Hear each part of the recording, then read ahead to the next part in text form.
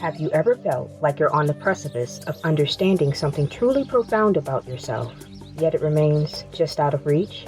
That's where Jeffrey Bronk comes in, a shamanic healer, Usui Reiki master, and spiritual counselor who will share his wisdom and understanding of the delicate balance of light and shadow. Explore the unseen realms with Jeffrey as your guide, one who has traversed these paths, facing his own wounds to emerge as an everyday shaman. Jeffrey's journey through shamanic practice, shadow work, and energy healing unveils the intricate ways in which these forces shape our physical, spiritual, and emotional well-being. Whether you're taking the initial steps towards inner betterment or you're further along on your path, there is something within this podcast that will resonate with you. Delve into the essence of what it means to navigate life's challenges with an everyday shaman's insight and discover the joy and purpose that can be found even in chaos. Join the Everyday Shaman in an extraordinary journey in which we will explore topics that could very well change the way you perceive the dance of light and shadow in your life and the world around you. A journey to greater self-awareness and the unseen world around us. Welcome to the Everyday Shaman. Hello, everyone, and welcome to another edition of the Everyday Shaman. I'm your host, Jeffrey Bronk. Today I have with me guest Daniel Thrasher. Daniel was born and raised in upstate New York in a non-denominational church and ended up walking away from the faith after watching two churches implode. He learned some hard lessons about people and getting burned during that time. Dan had a reawakening of sorts after he returned from invading Iraq. He ended up stumbling upon shamanism, received some training from great people in both shamanism and psychic healing, and Daniel studied psychology and any modalities he could get his hands on. Along the way, he ended up getting divorced and remarried to an amazing woman. Dan has survived many life-altering events, emotionally, physically, and spiritually, and I'm extremely grateful to have him with me here today. So, Daniel, welcome. Great to have you here. Thanks for having me, Jeff. It's been a couple of years or more, I guess, since we first spoke, and it sounds like you've had quite a bit go on in the last few years. So what's been going on with you? Your investigations into shamanism and other modalities? Yeah, we had, when I reached out to you, I was in a pretty rough place. I had just wrapped up a messy divorce that worked out, honestly, better than it probably should have.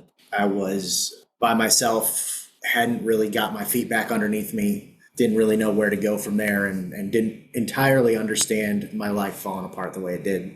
And I needed to touch base with somebody, and I found you, and it's been a journey since then to just refocus and kind of rebuild my life and kind of reset in a sense, you know?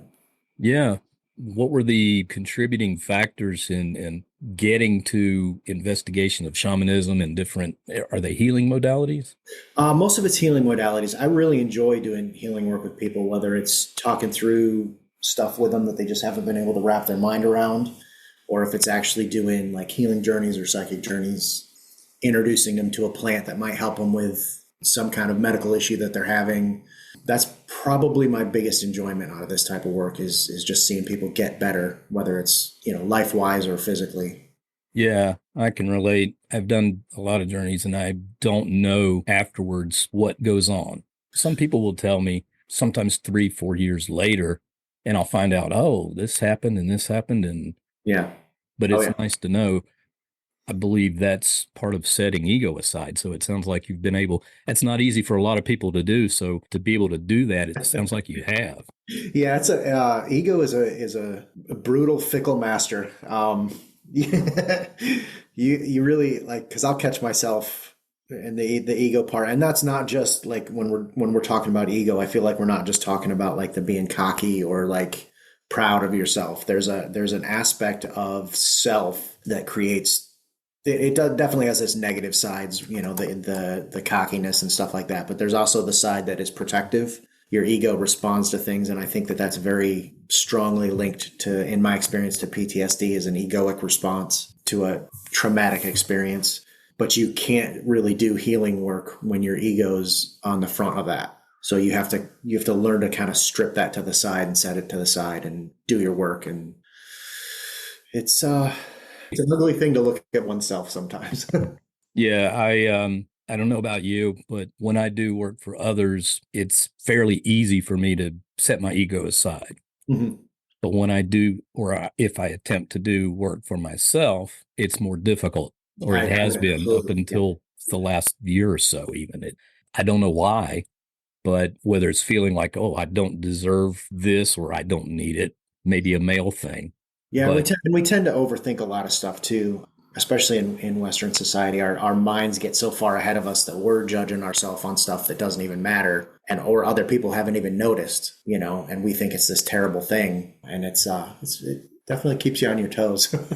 yeah, you made a good point about the ego. I bring that up a lot as far as setting the ego aside without thinking how others might perceive ego, because you can think of it as like the id, ego, super ego, Yep, that yep. type way. Oh yeah. However people look at it, but it's really just setting aside the sense of, all right, what's going on with me? I just am going to put that away until I work for this other person. It's really for the betterment of the other person and be able to focus with intention on them. How did you get to a point where you Yeah, were and able to set that aside and work for other people? that's a really good question to try and think through the process of it. Well, let me ask, It did you ended up have coming up. did you make practices of quieting the mind first, whether you realized it was happening or not? That was probably the first part of it. When I learned a journey, just being able to like quiet down your mind. But I think after I'd gotten back from Iraq and I was dealing with the issues I was dealing with, PTSD and a lot of anger issues, a lot of feeling stagnant and resentment, things like that. One of the things that helped me kind of start digging out of it was studying the psychology so I could understand the way I was thinking a little better. And then after that, I read Eckhart Tolle's book, A New Earth. That is a lot to chew on. I can read 300 pages a week easy, and it took me 3 weeks to get through 80 pages of his book. There's just so much in there, but a lot of what he discusses, especially in that book specifically, is the ego and setting the ego aside and realizing that the things that are happening to us that shape us are simply events that we're passing through. They're not things we have to hold on to. And that kind of let me start separating my mind from the things around me. And I'm definitely not perfect at it, but it gave me kind of a handhold to start kind of getting my mind under control when I needed to be under control and things, and realizing what it was. Yeah, that I and was that's struggling. great. It sounds like in a lot of ways that you quieted your mind or learned to quiet your mind sort of without even recognizing it through reading. Yeah, it was. I had a background in some martial arts, so I'd learned a little bit of meditation growing up. It was mostly combat oriented, but it's a very similar place to go. That empty space, the non-self. My first martial arts instructor, oddly enough, was very what's the right word? He was very. He drove the fact that when you walk into a classroom to learn like a martial art, you need to treat it like you've never learned anything, and that separates the self from your learning. And that's kind of always stuck with me in a sense, I guess. Yeah, that's setting the ego aside when you do that. Going into anything, like you may know everything about it or think you do, Yeah, but setting all of that aside just to say or to think there's something else that I might learn or might right. need to know. Yeah, And that's definitely not something I'm perfect at. But the more I go through life now, especially as I'm getting older, the more I'm able to be like, but there might be a different perspective completely that's going to show me something I would have never thought of. yeah, and doing this type thing, learning never ceases. Oh There's yeah, always oh, something new. It's like you're given as much as you need or can handle during yeah. those times. Right. It's like taking steps, and then once you've gotten to that point, you're given a period of time where you work with that. There's a break, Yep. and then you feel it when it's time to learn something new. Oh yeah, yeah.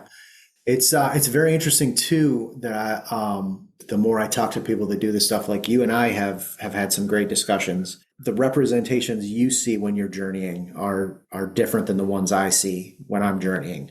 I think a lot of shamanism that I like about it is it's tailored specifically to the person who's doing the journey. So these are the symbols that you are going to be able to interpret easier than, like, if I saw some of the symbolism you see, I wouldn't know what to do with it. Like I wouldn't understand it the way you do. Whereas some of the symbolism I get is more, mine's more animal based. Yours is more shadow, light and shadow based, from what I've heard from you. And I think it has to do with the best way for us to understand what the information is that's trying to be given to us. Yeah, there are a lot of animals within my journeys, Mm-hmm. but they do have different representations or different meanings. There's a flip side to every animal. Symbolism, if you see a snake, you see a spider, whatever the animal may be, Right. they have different meanings, and every culture has meanings. But there's a core element within all of those that's true for every culture, but they have a good and a bad side to them. Right, right, And people tend to gravitate towards this is the good, right. and then really shy away, say, if it's something that symbolizes potential death. Yeah, one great example of that is the coyote specifically is a great, crafty, adaptable, incredible animal. It really is an incredible animal. So there is this whole positive side of the coyote, but if you talk to Navajo Indians, they don't like the coyote at all because Right. their historic past has to do with skinwalkers and the kind of anti-shamans, the people who use this stuff against people. Mm-hmm. They have a different name for them in South America. I can't remember it right off the top of my head. But so if they see someone with a coyote pelt in their house, it used to be they would just outright kill them. So the coyote has a very negative representation inside that culture. Yeah, I've encountered coyote within journeys several times. The first Yeah. being I journeyed for my wife. She wanted to know her spirit animal, and it was a coyote. Nice. And it was good. But Yeah. recently, I've encountered it several times, but they've had very, very negative connotations in some Yeah. and very protective connotations within others. But they're tricksters. But they're also super family oriented, pack oriented. They have long pack memory. They're a really cool animal the more I learn about them. When I've encountered them as tricksters, it's been really within the shadow and the dark journeys. Right. The shadow was actually within a journey trying to get me in my ethereal self to capitulate to it. Yeah. Using the coyote. It's funny how, for instance, doing a journey, and I call them the divine essences. Yeah. Yeah. For me, Raphael was one of the first, and he approached me in a way that made me comfortable Right.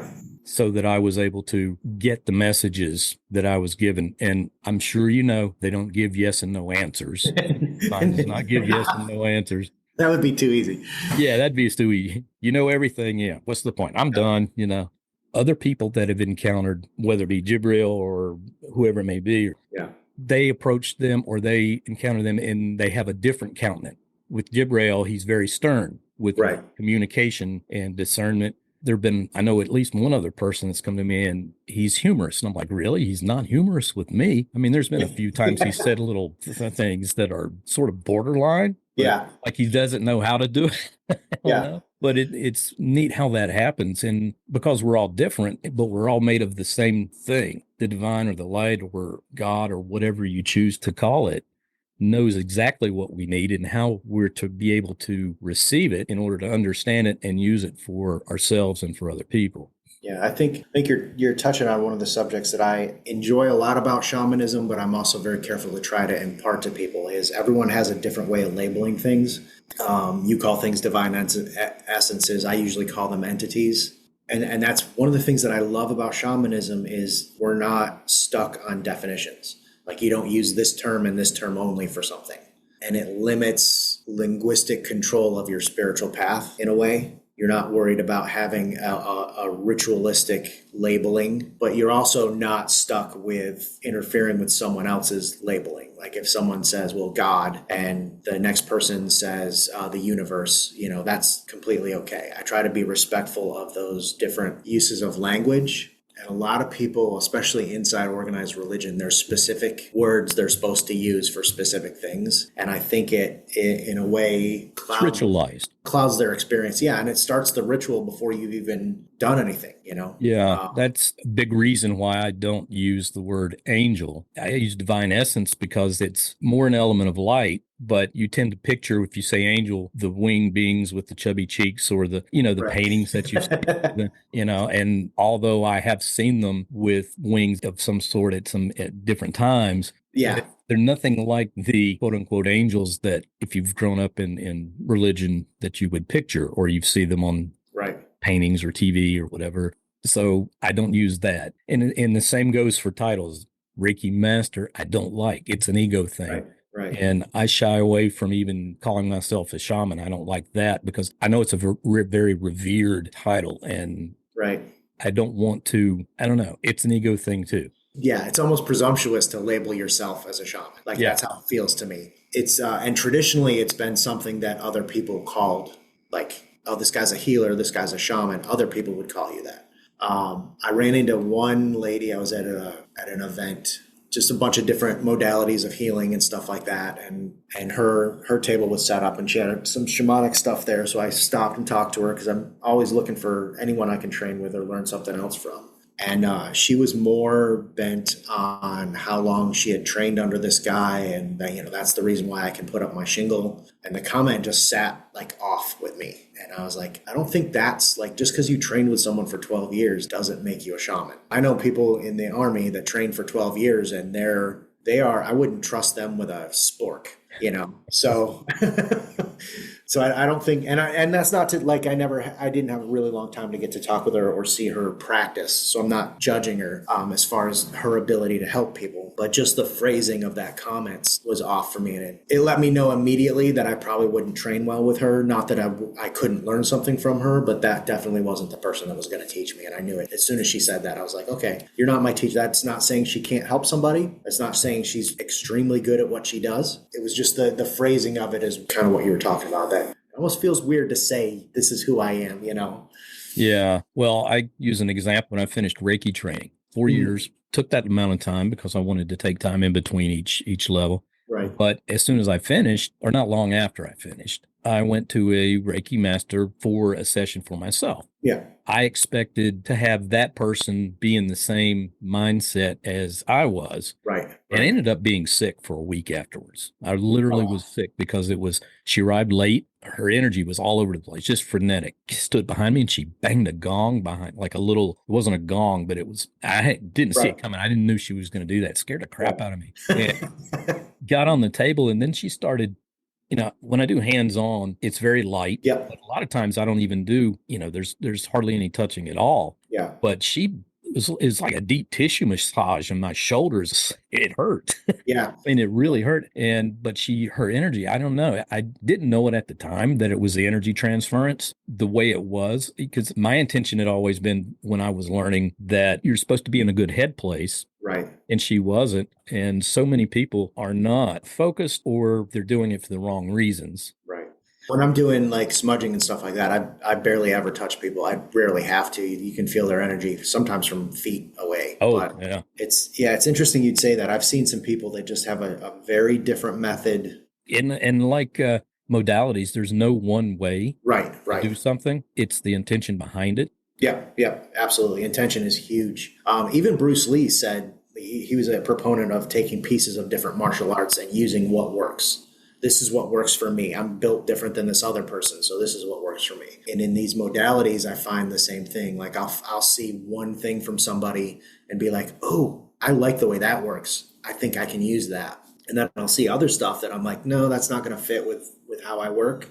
But I appreciate learning it. And everything's a process, but those little pieces, those little differences, I think is what makes us amazing. But it also makes it so that you have to be a little careful about who you're having do work with you, because certain energy sets just don't do well together. Not that there's a negative aspect to that, but they don't fit quite right. And you want to find that person that fits with you. Yeah, that's so true. I was turned away by a Reiki master one time saying, oh, I don't have room. I'm not taking on new clients. And I thought, no, I didn't think it. I actually said it. How can you turn people away who are coming to you and they need help? I've had two people, aside from the one that made me sick, that I've ever allowed to do work for me. Mm-hmm. But it's because I learned something from the one when I got sick. It's like, right. But it's more of a knowing of and a feeling of that energy, even if it's just over the phone. Now, it's the same, like you mentioned, taking years to train to become a shaman. Well, there are cultures that do that, especially if it runs within a family. Yeah, it's almost like an apprenticeship. Yeah, but it's not the only way that happens. There's also, everyone has it within them to do a certain amount of these things, but it's for myself, and I believe probably for you, it's going through a set of traumas and getting to a place of almost being broken that allows you to open up and accept. When you finally accept that you're broken, that's when, boom, there's this awareness that comes around that just floods through you, and things change like overnight, it seems. Yes. That's a really great way of putting it too. So I had started studying shamanism, and then I went through this. I got a phone call from someone from high school that I hadn't talked to in 20 years. She's like, I think you're supposed to do this psychic healing class with me. And we'll go into it in another conversation, but all the pieces fell into place for me to end up in this class. And it was almost immediately after that class that my life exploded. And I think in that process, I was left with nowhere to hide myself from people, lost friends, but it feels like you're getting stripped down to your bones. And I took away the whole, if you don't live your life where you have to keep secrets, then you don't have to keep any secrets. If you are doing things that you feel like you should hide from somebody, don't do the things you feel like you should hide from somebody. It's a super simple answer, but It is. It's a simple breaks. answer, but it's not a simple answer in our society, especially for guys. Yeah, but it literally broke my life until I was living in a trailer with, I had a bed, I had my tools for work, and I had a table and chairs that I got from an apartment at the apartment complex that I was working at. And that's where I had to start rebuilding from. It's a brutal experience, and not everyone goes through that. I think people who learn how to do this kind of stuff and it works for them, but they're not going to be moving on to like doing a bunch of work healing other people. I don't know if they entirely go through that whole, but there's a certain amount of that learning process. I think with people who are supposed to be doing a lot of work with other people or taking on the responsibility of actually being under the apron of a shamanic practitioner or a shaman, there's a difference between the two. If you're going to start labeling it yourself as a shaman or being labeled as a shaman, I think that the stripping of your life is a lot more intense. Yes. You had a name for it, I think. For me, it was hitting rock bottom. It's like losing everything to gain everything. Yeah. I was literally sitting at a computer looking at a loaded 45 going, I looked at that 45 and I understood immediately why people feel like that's the only answer. Yeah. I was that far down to where I was like, oh, I know how people get here. Like I actually saw it for the first time personally. Yeah, it wasn't a 45 or a gun for me, but it was waking up on suicide watch in the hospital a couple times. Yeah. I wasn't aware of what all was going on. Right. But it was so overwhelming. But at the same time, life kept going on, and it's like I'm a freaking cat. 9 lives kept coming back. It's like, all right, there's a purpose for this. Well, and there were some days where it was just getting up and going to work, and I don't know how I got to work. Like, I don't know how I made myself do that. And then the next day you do it again and you're a little bit better, or you learned a little bit more, or, you find yourself a month later being able to start putting a couple pieces back together or examine yourself a little more or, do a journey. It took me a while to journey. My life was so chaotic, I felt at the time, that it was difficult to quiet myself enough to journey. But I constantly had those conversations in the back of my head where you're having conversations with your spirit guides or with your, with God or however you want to define it. You're talking to somebody in the back of your head and you get that you're getting intuitive answers, but you're not able to like sit down and really quiet yourself down enough to journey while you're working through that process. Or for me, it was difficult. Yeah, to admit that is huge, because if you tell someone now you're talking to someone in your head, then it's like, oh, we have a pill for that. Yeah. So people don't want to admit that, and most people won't admit that, and especially guys won't admit that, but it happens.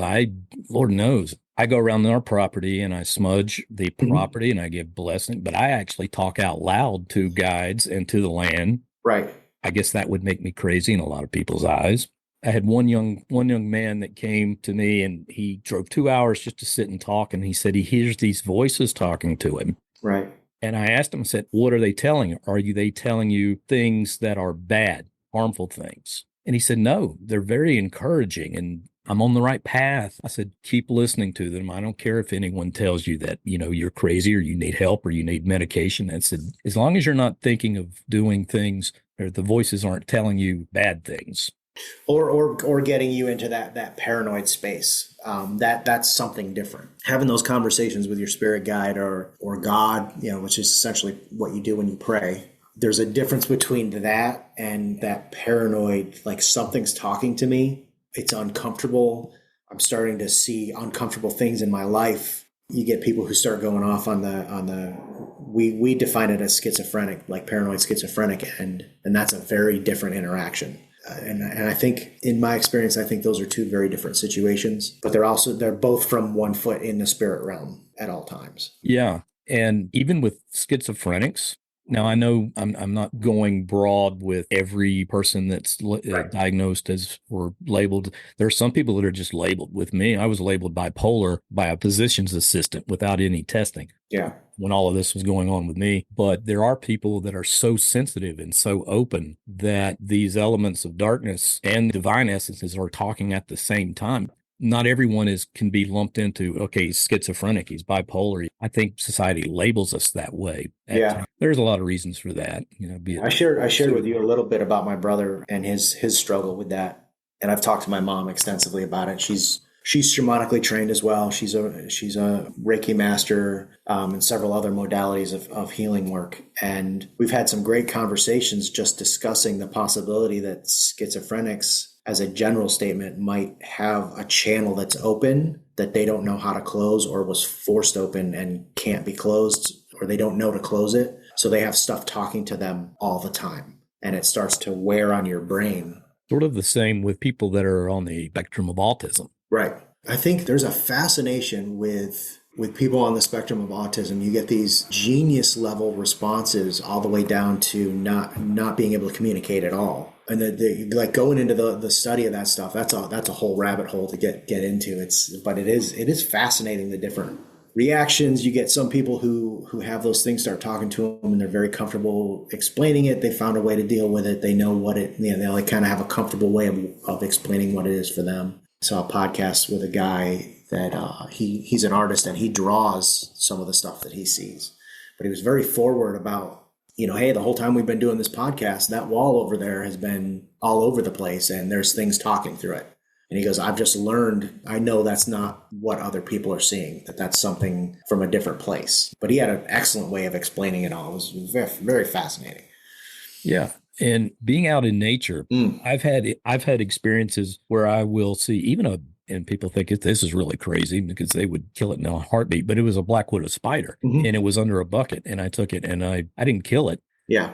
It was almost like it was talking to me. Right. I named it Scarlet. Nice. Yeah. And took a stick and played with it. I didn't let it crawl on me or anything because I didn't want to take that chance. But then I set it free. There was a message that it had. And at that time, there were so many spiders that would just seemingly come out of nowhere. I was sitting on the front porch one day, and there was one little furry white spider. It was the cutest little thing. It was on my leg. Yeah. And I'd never seen one around here like that. And I'm out in the middle of the freaking woods, and there's spiders everywhere, but I'd not seen one like this. And later that day, I was somewhere else on the property, and there was another one. I don't know if it was the same one or not, but it was the same type spider. It's the only 2 times, 5 years we've lived in this home, that I have seen that spider. Right. But during this time, they were showing up everywhere, and they have so much meaning. And at the same time, I was getting, during journeys, images that it wasn't of spiders all the time, but it was webs and the connectedness of things. Yeah. That was the message I was being given. Was there are people that are part of this web that are meant to actually help regain and maintain balance in this world between the light and the dark and the shadow being what we embody within us. That's where the ego is. That's the part of the ego, is the shadow. Yeah, there was you're saying the interconnected part of us. There's a journey you can do to see your true self. It's an intense journey the first time you do it, especially looking at what is my ideal true self. Show me that person. And part of that journey for me was, after I had seen myself, it kind of like zoomed out of Earth, and I could see all these lights, like little dots all over the place. And as I got closer and closer, all those dots had lines connecting all these other lines to all these other people. I didn't realize it was people until I got closer and closer and closer. And then I saw those lights are inside people's chests, and all those lines are connecting to all the people that are around them. That's wild, because I have had that exact same experience. It's almost like a satellite view of America with all the lights on at night. Yeah. Yeah, I've had that exact same experience within a journey, seeing that, and also seeing it in the sky as spider webs. But that's wild that you've had that same being drawn away so far. Oh yeah. It's not like you're in space. It's in another realm. Yeah. Yeah. It wasn't a feeling of space. It was a feeling of just that, like an observational point. With me, it's whenever I'm drawn up into those realms, those really higher realms, and given images like that, it's usually a very deep, meaningful message that you're being given. It's not that that happens all the time. More times than not, I'm doing work on this realm or Right. the lower realms. Right. When it's taken up into the higher realms like that, it's special. It's Yeah, very meaningful. I'm trying to think of a good way to phrase it. I think there's a difference when you're journeying to heal someone specifically or for yourself specifically with intentions on very set points. You're not looking at larger events. Like, that's not the intention of that journey. But on that specific journey, I wanted to see true self, high self, and that's why it yanked me out that far. And it was kind of like someone snapping their fingers at you, like, hey, you need to pay attention to this, because this isn't like your microcosm of your neighborhood or your friend group. This is something far larger than that, and you need to understand the scope of this, I think, is how it felt to me anyway. Yeah, you're spot on with that. I've been drawn so far out. It's not just this universe. It's seeing multiple universes and the interconnectedness of them. At one time, I was shown how and where, the small little spot we're in. Yeah. In the vastness of everything that is off kilter, and it's veering, and the frequencies that are within everything, within space, within the universe, within everything are off. And just, it's like when you go in the ocean and swim, you go in one spot and then you look around and you realize, oh man, I'm 200 yards from where I'm not even near there anymore. Yeah. So that's bizarre to me. It's the first time I've ever heard someone describe a journey image for image that I've had. Yeah. That's confirmation. And it is fascinating when someone is like, oh, or someone else is talking and they describe something that you've seen 100%, and you're just like, I know that place. Like, it's amazing. And it really helps lay to rest. One of the difficulties when you're learning shamanism at first is, am I making this up in my head? Am I seeing this animal for real? Or am I making this up? I have had a lot of people ask me those questions. But when I was doing the psychic training, there was 7 or 8 of us in that class. And one of the last things we did was a journey together. And we were each asked after the journey was done what they saw on that journey. And I saw a flower that opened up, and each one of the points of the petals was one of the people from the class. And someone else described it as seeing a constellation of stars, and each person was one of those stars. But it was very, very similar, just described in the way that they can see it. Another person was really good at seeing colors, so everything was all in colors. I don't see a ton of colors. You see, I do. And Yeah. I'll see, it's like with my guides who change. I go into a journey with a single intention, and I do call upon certain guides for protection and discernment and things like that. But I never know what might show up or who might show up. Mm-hmm. But I see a lot of colors, and sometimes they are not there in form. Sometimes it's telepathic. I'll get messages, sort of like hearing the voices in the head. Yeah. But a lot of times it's colors, and these colors could be within, like you say, flowers, even the colors of an animal's eyes. Yeah. One recently was a black snake with a blue underbelly. I'm like, okay, I know who's there with me because of the blue. Right. And being able to interpret that. But I do get a lot of colors. Yeah. See, that's incredible to me. I see shades from white to dark, and then probably the only color that I have that is recurring is gold. That's a good one. I was doing some work on a person, and while I was doing the smudging, like, this gold cape was down their back. It was absolutely amazing. There's another one where I did some work, and there were some entities in this person's lungs. And when I put energy in them, because I try not to destroy stuff. I don't think that's our place, really. For me personally, anyway. When I put energy into them, they changed from a very dark color to gold. It was just incredible. So gold is one color I see, but there's people who hear music. There's people, it's amazing. But yeah, colors are not the way I get most of my information. Yeah, I can't remember hearing music. I do get smells. Oh, nice. At times. You talk about destroying things. You can't destroy energy. Right. And this is interesting, and I have to let you know, I don't know if you're aware of this, but when I journeyed for you, that was one of the very first times, if not the very first time, that I encountered elements of darkness. Right. They weren't the lowest level elements of darkness. They were. Yeah, you were a little alarmed when you got in touch with me. Yeah, that was one of the first times. Ever since then, more and more and more, and it's gotten deeper. It's strange. It's the elements of darkness realized the imbalance, but the elements of shadow did not. Yeah. That's an interesting look. Yeah. Huh. I'll have to file that one away for later. But I want to do a podcast at some point on ghosts because that's a big thing. There's so many doggone ghost shows on now, but those are elements of shadow, or there are a lot of those. I see orbs around here all the time, even in the daytime. Yeah, they're somewhere in the in-between space. Yeah, but they're a mixture of light and dark. Yeah. And you can't destroy energy, but you can transmute the darkness part or Right. set free the light part. Right. There's still an element of consciousness in these things. Yeah. Yeah. But when I approach, like when I'm smudging outdoors, and I know that there has been, everywhere you go, there's been some sort of event or some sort of trauma, because everybody goes through something. It may be minor, Right. It may be major. Right. But I don't approach anything with a sense of anger or like you see on those shows, get out of here, you're banished, which is stupid. Yeah. You can't banish energy.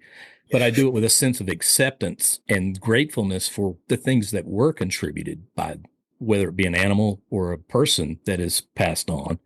But I do it with a firmness. Yeah. There's also an authority element. Like for you to walk in and tell an entity that's been living there for 100 years that you can't be here anymore, you need to leave. If you don't have the authority to do that, it's not going to go. It's going to it's going to mess with you even more. That's why getting permission from people to do healing work is so important. That's why. Thank you. Yeah. So and then we just bought a house. We're actually closing on it on the 2nd. So I'm accepting stewardship of that property. I don't consider it ownership. I'm accepting stewardship of that property. And once I sign those papers, I'm now the steward of that property. Mm-hmm. Then I will go in and clear that property because I'm now the one who is in charge of protecting, improving, repairing if needed, whatever needs to be done there. And there's going to be things that I will allow to be around that property, and there's going to be things that I'm not going to allow. And if it's one of those things, because I have been assigned stewardship of that property, I have the authority to say, you don't belong here anymore. If it's something that's relatively neutral, you need to find somewhere else to live. However those journeys go when you run into them, every one of them is a little bit different. I've never run into two entities that were the same. No. There's no magic formula or, any weird stuff like that. What I found on this realm. Yeah. Closest thing I can compare them to are the imp in Lord of the Rings, but it's much smaller. They're like the dumbest of the shadow elements. But as they get darker, they're very intelligent. Oh, yeah. The shadow elements will try to exploit vulnerabilities. Mm-hmm. Yeah, they're also very good at doing what they're meant to do because that's all they've done. They have way longer experience lines than we do. They're seeing our world from a different perspective than we are. And if their drive is to create fear, they know all kinds of channels to create fear. Agreed. Even lulling you into a sense of security so that they can create another fearful moment later. It's fascinating. Yeah, and they can take the most inane fear that you have, or not even a fear. Oh, yeah. All these different things. So fear is sort of at the root of almost every shadow illness or emotional problem, physical issue, whether it's a rational fear or not. Fear is a good thing, fight or flight. Yeah, it's a motivator, but it's also a motivator on the other, sort of like the animals. There's a flip side to it. It's a positive thing and negative thing. Yeah, there's a difference between fear and caution. Fear owns you. Caution is exercising the ability to prepare for things to possibly go wrong. And there's a world of difference between those two words. Yeah. But even with caution, I think people that are like super preppers, that's not caution, that's fear. I don't know anyone who does any prepping work. Well, I used to work. Oh, I do. I worked for a guy. No, I do too. I worked for a guy and his wife. They were ex-military. Yep. And were in Iraq. And their shop, it was a outdoor preparedness. And funny, they also sold doTERRA oils, which I love. But that's what they did. That's what they sold. And I worked there for quite a while. Super nice people, but ultra preppers. Yeah. And there's an element of fear that goes along with that. The ultra prepping. Yeah. So there's a massive body of psychological research currently being done and having been found in the process of examining PTSD and soldiers who've been through combat. And a very large number of the combat arms guys, the actual infantry, the people who do the shooting and the blowing things up.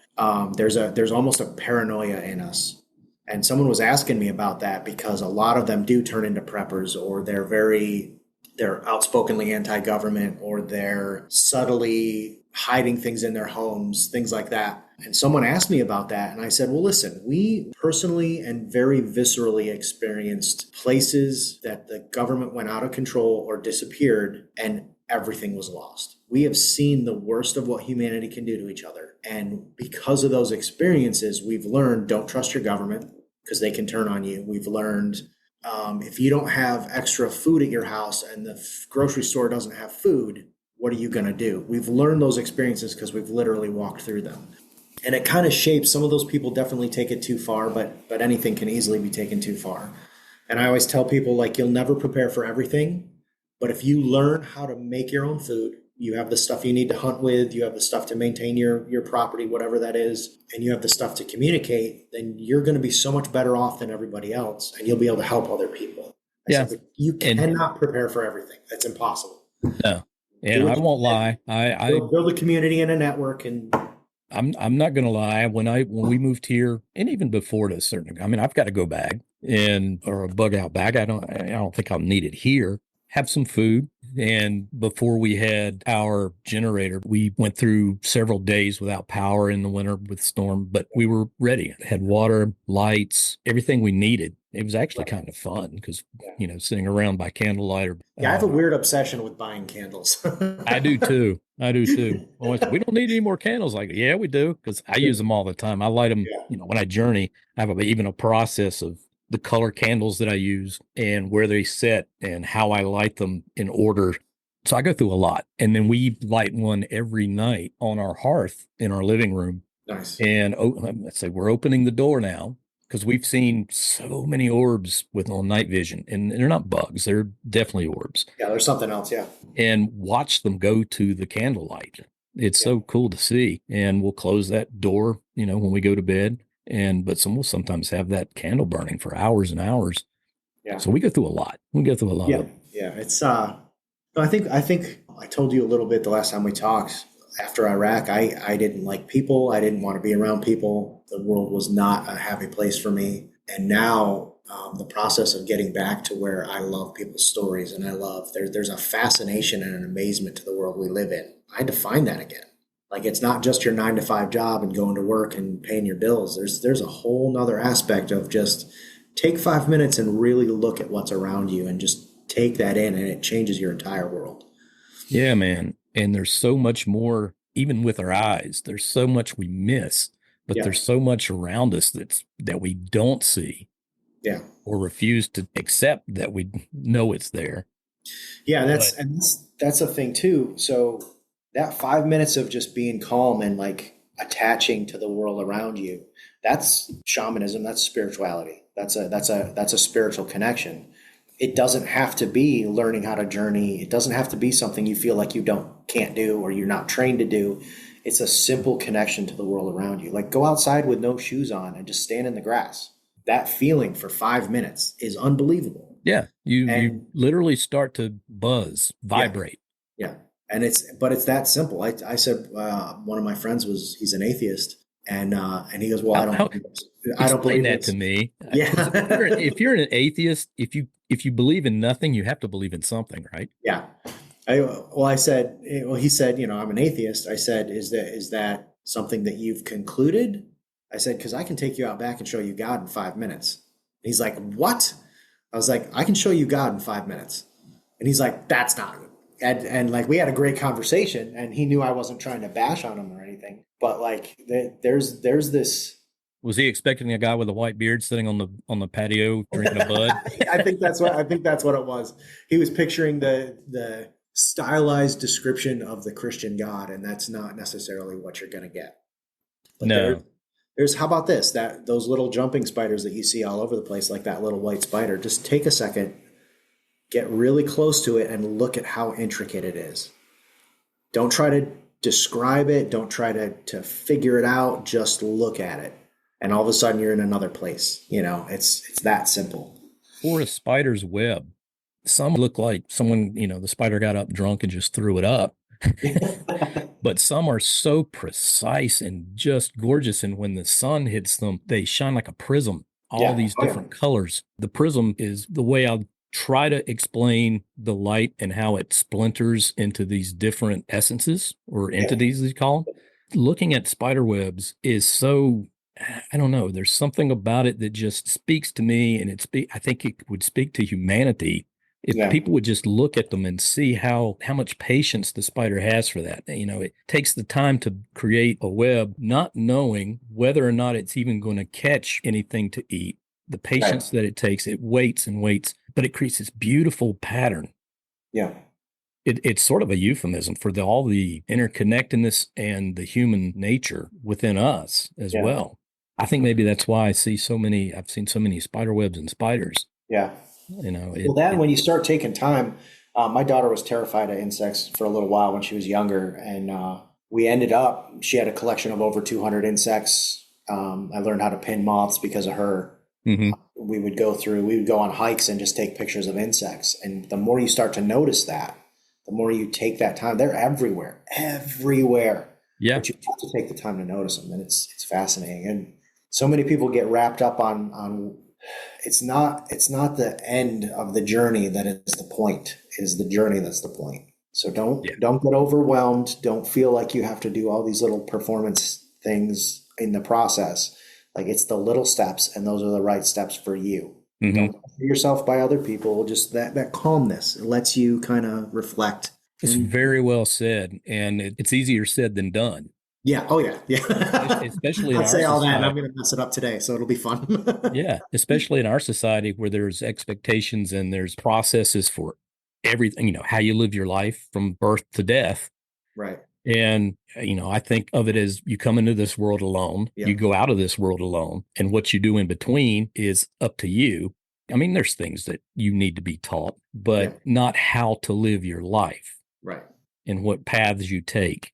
This society now is even more difficult to live your own life, to be your own authentic self, because you're bombarded constantly with the static of either news or social media and people setting expectations on how you should look, how you should dress, how you should act. And they don't realize that none of it actually matters in the long run. No. So I have to ask, first, say how great it is to have you as another man on here to admit these things. And a man that has gone through the rigors of being in the military and in Iraq and the war and the things you must have seen and had to do. I won't even ask about that, but were there things, I know that to have PTSD, there were things that happened that caused trauma, but to get you to where you are, I'm sure that time in the military played a huge role in breaking you down to where you're able to accept these things about yourself now. Yeah, and I think there was a certain amount of that exposure to those events that kind of fixed the importance of helping people, of creating a better path in my mind. Like, it fixed it in my mind so that I can see things a little differently. I mean, literally getting to see the worst things people can do to each other, it shapes you, and you can either get stuck in that place and start to resent people for it, or, which I did for a long time, or you can take those lessons and do whatever you can to help maybe prevent that from happening to one person or 10 people, like kind of help steer things away from those places, That's kind of what I'm choosing to do with it now. This realization and doing that, did it come in steps for you?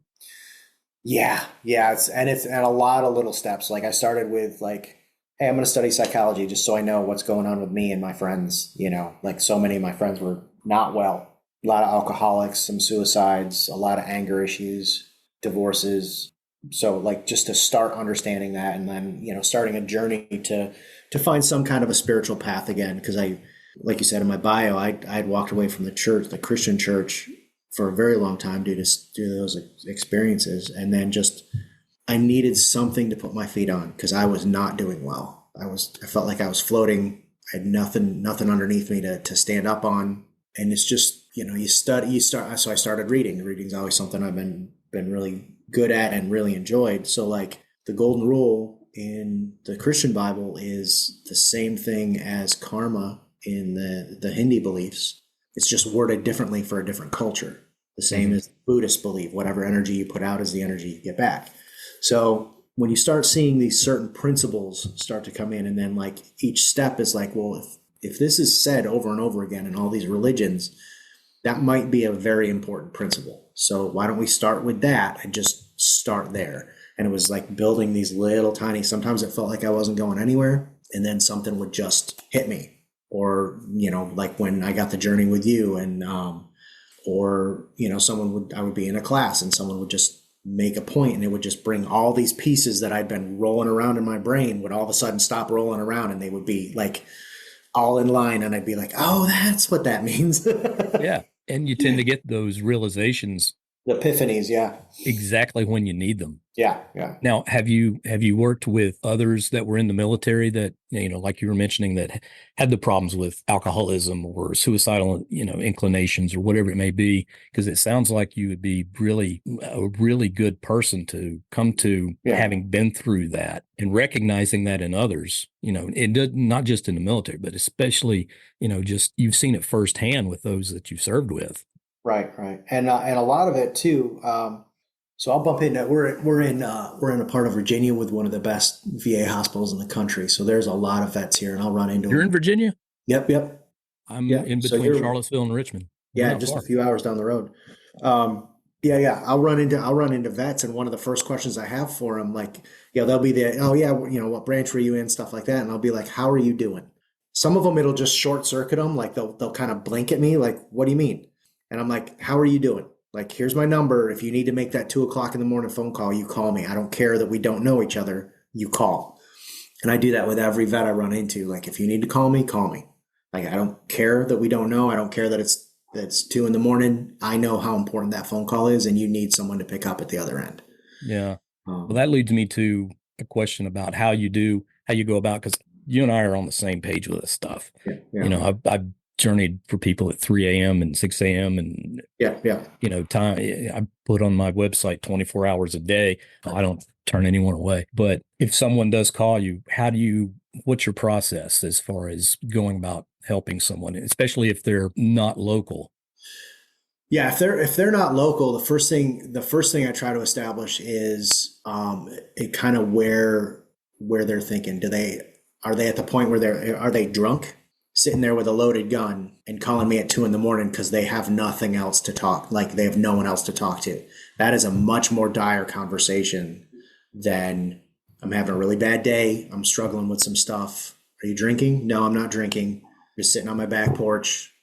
Like, okay, then we have a different kind of conversation. And you kind of have to gauge them all individually.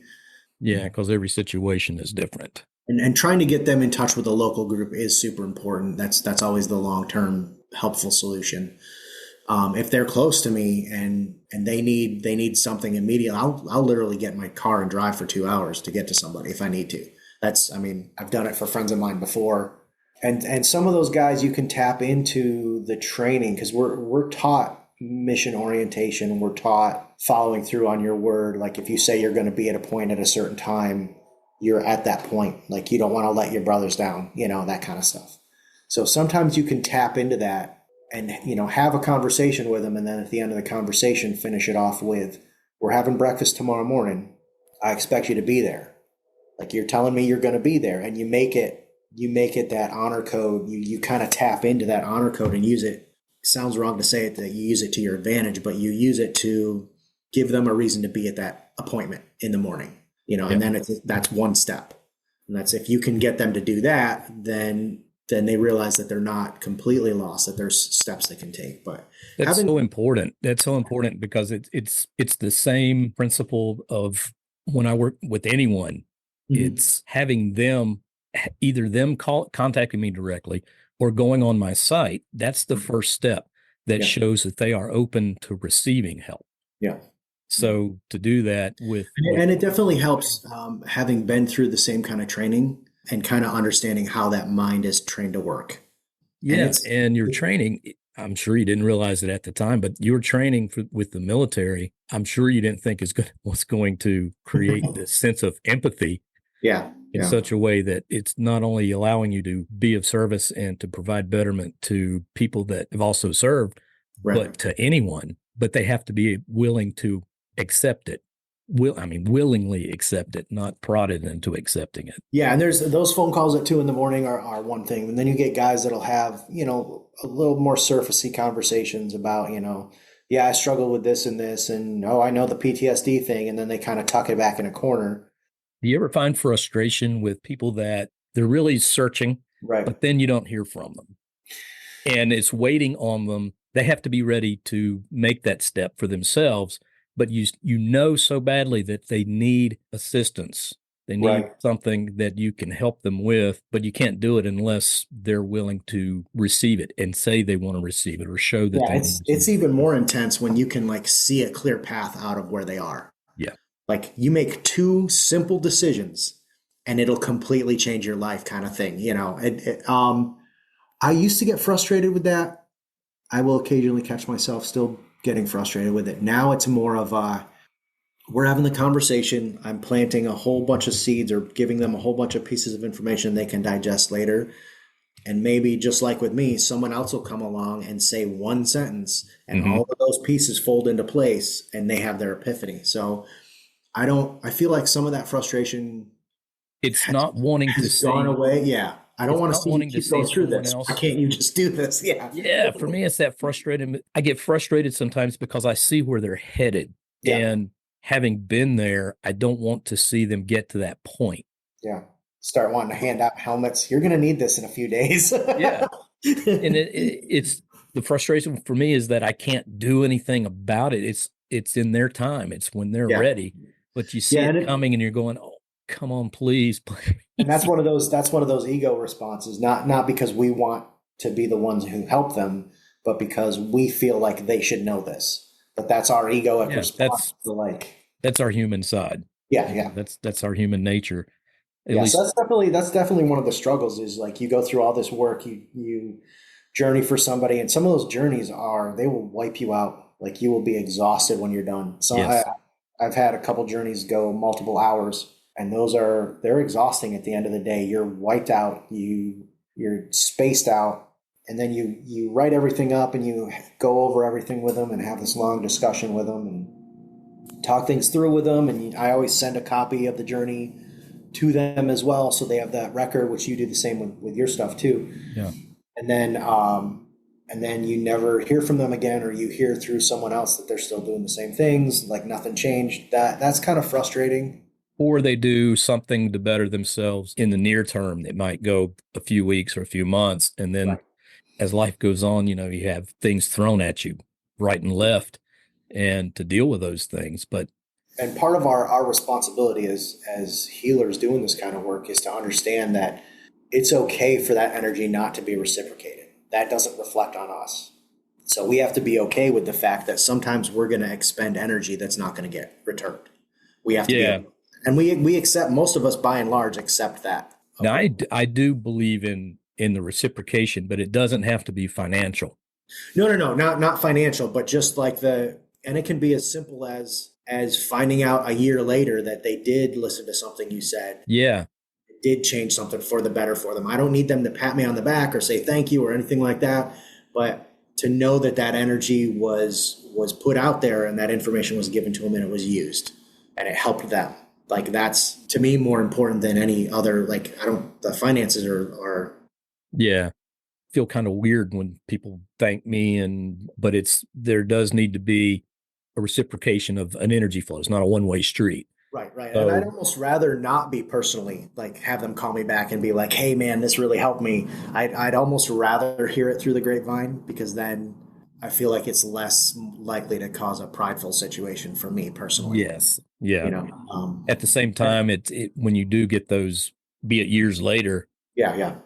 And you hear that someone has still reading the summary and picking out new things in it and how it's helped. It does feel good to know that you've helped to become. And it's less about me. It's more about that is awesome to hear that they're doing better. Like that's it. But it is a slippery slope to get prideful with what you do. And that's one of the things that I learned early in my life, not even necessarily like even through the church when I was still in the church.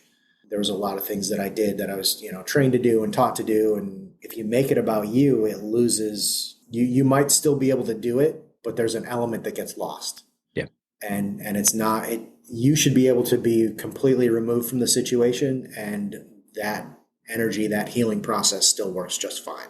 And you have to remind yourself that it's not you, you're just the mouthpiece of the information. Just the vessel and the messenger. Yeah.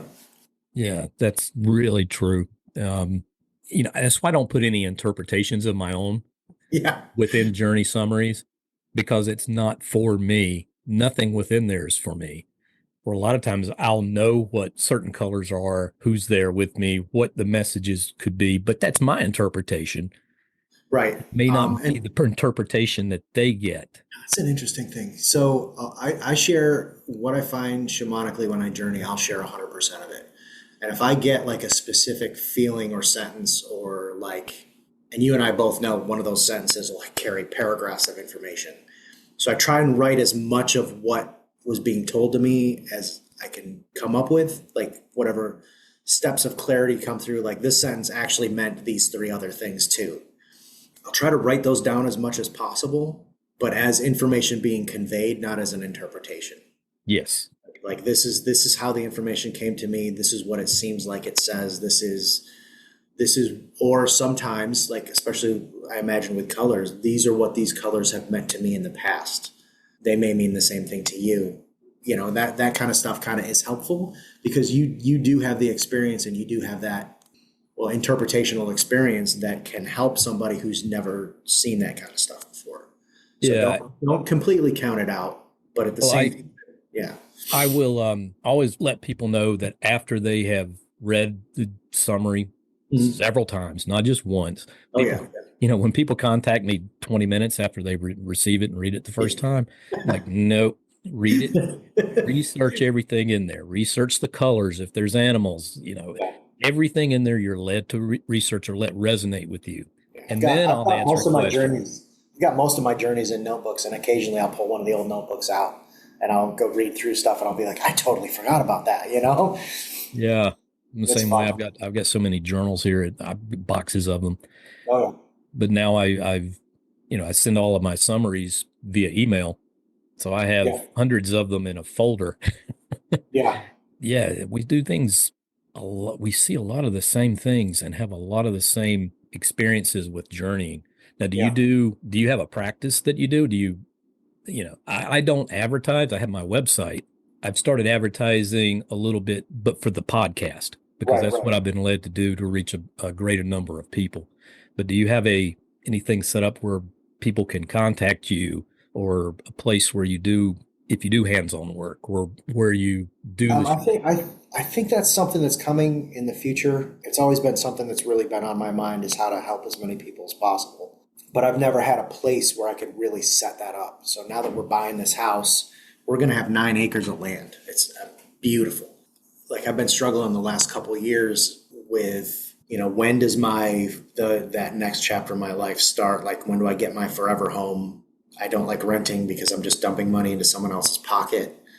And I feel like I can't move my life along as well, Mm-hmm. And I feel like that's changing now. But I also got to the point where I was finally like, if we're buying our house now, the people that are supposed to be in my life need to drop into my life now. Like, and I've literally had that conversation out loud. And they will. And people have started showing up. And then I started, we were looking at this house, and there's a bunch of stuff that has to do with it. And one of the guys at the church we go to, because my wife finds her spirituality, her spiritual connection through church. So I go and I support her with that. But one of the guys walks up to me and he's like, hey man, if you have anyone that needs stonework done at one of your jobs, because I run a handyman service, he's like, give me a call. I'll help them out. I'm like, awesome. But I realized, like, there's 2 electricians in that church. There's a plumber. There's the stonemason. There's contractors. There's farmers. There's all these people that are in place. There's a couple guys that go to church that have been shamanically trained. Really? Yeah. And one of them is fascinating. He's a prior service military, and some of the training he did in the military was shamanically done.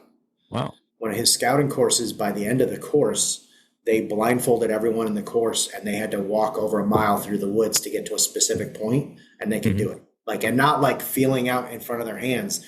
They'd be walking at normal speed, and there'd be a tree in front of them, and they'd just walk around the tree like they knew it was there. It was awesome. Yeah. It's using Him and the I can get connected really well. Yeah. it's using your other senses and navigating through the unseen. Yeah. But And it's he's a fascinating guy, just very calm about everything. And if he goes out and goes camping in the woods, he said, society hurts when I come back. He mm, goes, because I can see the lights flickering, like what you consider like solid, steady light. He goes, I'll see it flicker and yeah, it hurts my head. And like, it's too loud. He just has this real deep connection to the world around him. It's amazing. But I that's great. It definitely, sounds like you're surrounded by some really yeah. good people that you need to be around and should be around. Yeah. That And I mean, I have Daniel's handiwork on Instagram. That's the only social media I have right now. So if someone felt like they really needed to connect with me, they can always send me a message there. okay, Daniel's Um, handiwork. yep. Okay, And H A N D I or yeah, it's just HANDI. it's HANDI. Yeah. It's a work site. So I just post, things that I do in my handyman work. But if someone needed to get a hold of me, they're more than welcome to do it there. I think before too long, probably in the next couple of years, I'll definitely have some stuff set up at my place. I want to start seeing if I can organize groups of people to get together and like have someone come in that's trained in doing something, come in and, all of us sit around a fireplace and have a class. Mm-hmm. I want to get back into, I love smudging because it's part conversation, part healing work. And I just super enjoy that. So I might do a couple smudging things at some of the holistic events that are in the area. Yeah. Just kind of like I reattach myself that way. Don't be surprised if you get thrown in it faster and more intensely than you might think. Oh, and I recognize that that's a distinct possibility. And my only caveat to that is like I need to make enough money to pay my bills. That's what's so cool about this is, I was told when we were traveling the country, my wife had retired. She was FAA for 30 years.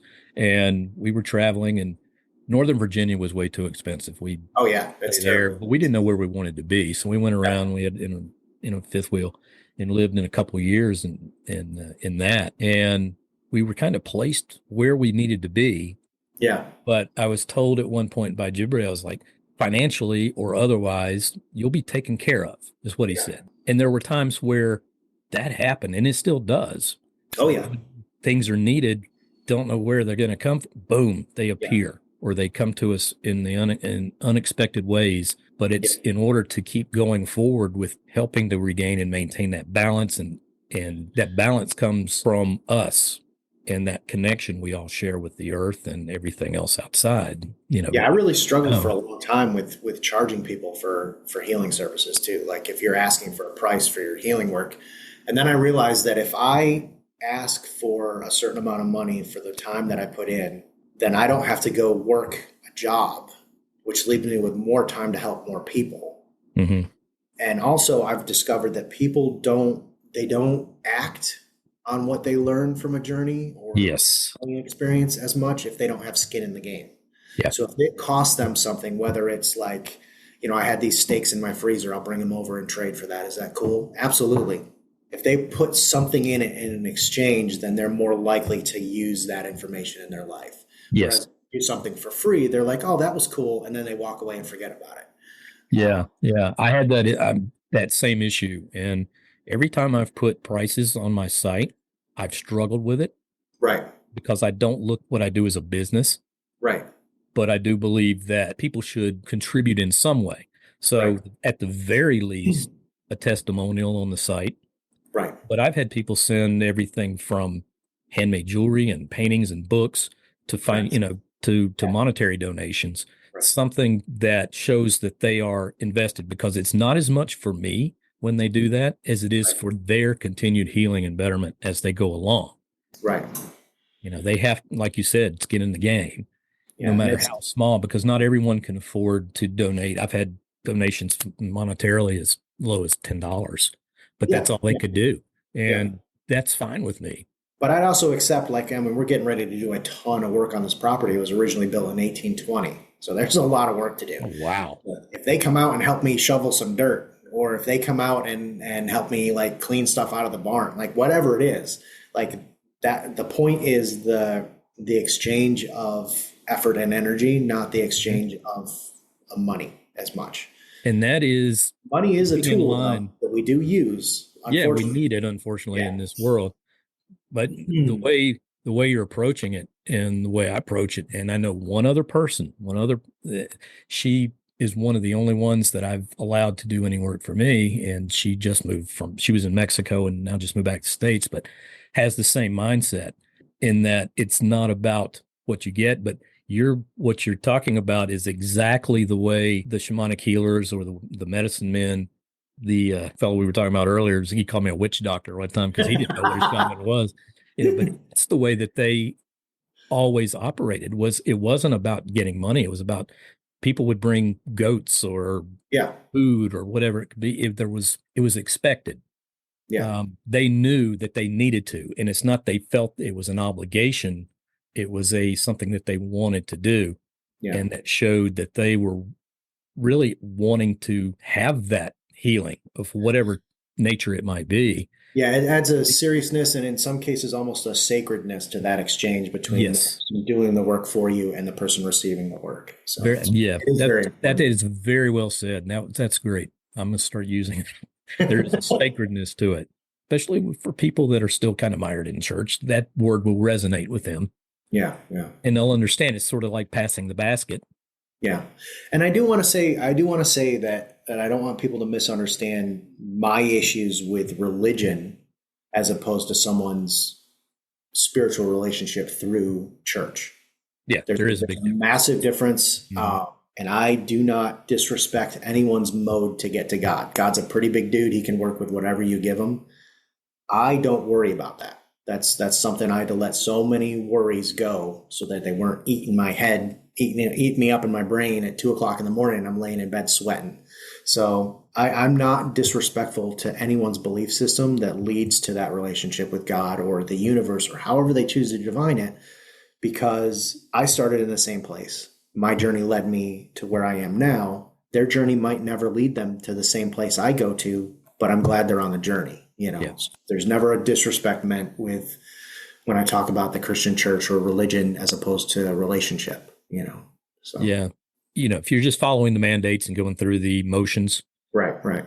without intention, like praying without intention, or what gets me is the Lord's Prayer without intention, which Yeah. I was always taught was the mother lode of prayers. Right. But if you're just listening and you're there to be seen and all that, and the first 20 minutes are financial statements and blah, blah, blah, blah, then organized religion can be not exactly great, but the spirituality aspect of it, Right. it's that's not that's actually very positive because you can glean something from basically anything. Yeah. If you're open to listening and not with your ears, but with your heart. I also discovered too that people who are on a healthy spiritual path tend to have the attributes talked about in the New Testament: love, joy, peace, patience, kindness, long Those suffering. aren't what you hear in the world today, are they? Right. But those are traits that you can't fake for very long. And there's really only one place that they come from outside of self. Like you have to find those from somewhere to grow them in yourself. Mm-hmm. So if someone's exhibiting those traits, even when they stumble, fall, pick themselves back up, start over, do it again, they're on a path with some kind of relationship with God or a higher power, however you want to define it. Yeah. And if you don't stumble and fall, I have no right to judge how they're doing that path. Yeah. And if you don't stumble and fall and fail, Are you really learning? no, you're not. You have to have those. They keep your ego. They keep you in check. So humans have a terrible time learning things without some kind of conflict. We tend to, due to the fact that our brain likes to preserve energy, our body likes to preserve energy, if we're in a comfortable place, we won't make ourselves grow. It's very difficult to make yourself grow. But if there's difficulties that come up, work difficulties, financial difficulties, health difficulties, they force you to develop some kind of growth pattern. And without those, humans become stagnant, depressed, and they don't ever grow. They don't change. Yeah, I saw it firsthand. Those issues are good. Yeah. During COVID, it's wild because I had so many people that contacted me during COVID. Mm-hmm. And out of all the people I worked with, and there were some days I was doing 2-3 journeys a day for 5, 6, 7 days a week. Right. None of them, not a single one had COVID, but it was away from that hectic lifestyle going to work, sitting in traffic, whatever it may be, Right. that they started to hear these whispers. Yeah. Yeah. And a lot of them being younger people. And that's when being taken out of that and hearing these things, that voice started speaking to them in a way that allowed them to start recognizing things about themselves. Yeah, got that little itch going in the back of their head. That and it's scared. Something about our life is not right. And now that we're taking this second where we're not running back and forth to work every day, and that's not our drive, people started to notice that things were out of place.